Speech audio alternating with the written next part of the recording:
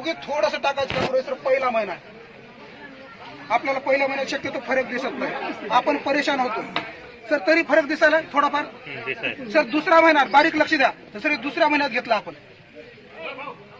शरीरातला थोडासा आजार कमी झाला. आणि सर याला जर तुम्ही तिसऱ्या महिन्यापर्यंत घेतला ना सर, पकडा सर फरवडी त्याला पकडा. हे सर तुमच्या शरीरात ज्याही प्रकारचा आजार होता ना सर, हा प्रत्येक आजार तुमच्या शरीरातला हा ॲलोवेरा ज्यूस नील करायचं काम करतो. दिसतंय सर? यालाच मराठीत म्हणतात वात, पित्त आणि कफ हे तिन्ही दोष समतोल करणं.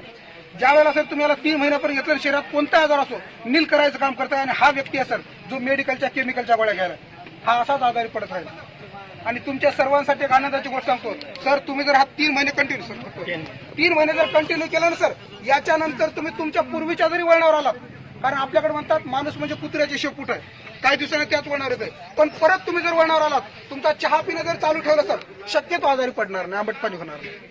परत तुम्ही तुमचे तेल रोज वापरायला सुरुवात केली तरी शक्यतो तुम्हाला मूळव्याध आणि हार्ट अटॅकचा चान्स होणार नाही.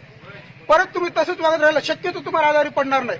आणि साहेब कंटिन्यू जरी केलं गेलात ना, शक्यतो तुम्ही आजारी पडणार नाही. त्यासाठी कुठला आयुर्वेदिक 3 महिने वापरायचं काम करा सर. भले आता तुमच्यावर कोणताही आजार असेल सर, भले कुणाला बीपी असेल, शुगर असेल, थायरॉइड असेल, कॅन्सर असेल, गुडघेदुखी असेल, नाही तर कोणी गच करणारे अति परेशान असेल सर, एकदा आमच्याशी संपर्क साधायचं काम करा. अशाच प्रकारे आपल्याकडे सर कमीत कमी 600 प्रोडक्ट आहेत. तुमचा आजार कुठलाही असू द्या आम्हाला सांगायचं काम करा. सगळ्या आजाराविषयी सविस्तर मिळतील. आणि तुमच्या घरात सर भले 2 किलो गोड तेल कमी ठेवा सर, 1 किलो साखर कमी ठेवा सर, डायजेस्ट